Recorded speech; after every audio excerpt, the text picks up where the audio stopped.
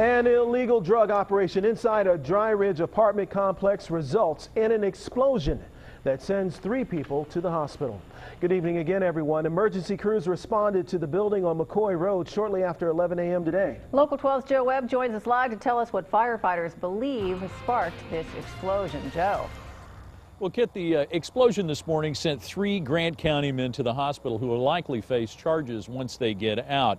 Zachary Kennedy, Jarrod Browning, and Jeffery frankly, are lucky to be alive.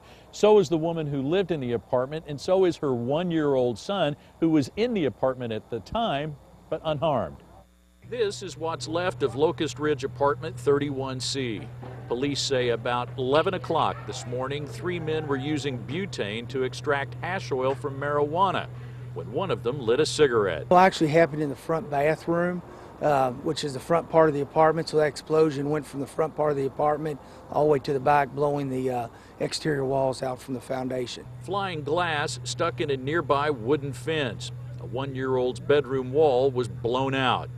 There is major structural damage, but everyone survived. Only the 3 in the bathroom were injured. They were all taken to the hospital, one of them by air care to UC.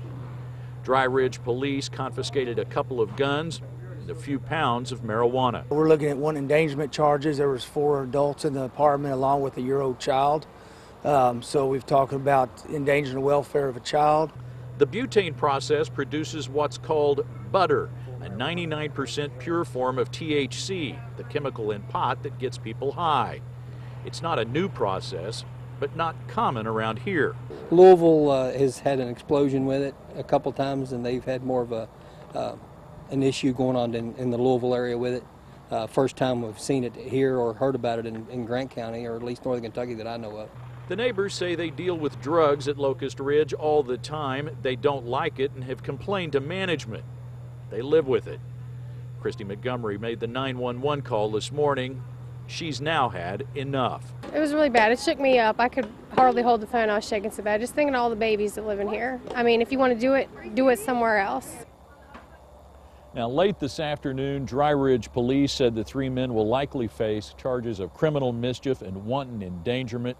5 people have had to move as a result of the explosion because the one apartment is trashed, the one above it is unstable. Reporting live in Dry Ridge, I'm Joe Webb, Local 12 News. Kid? Butter, a new one to deal with. Thanks, Joe.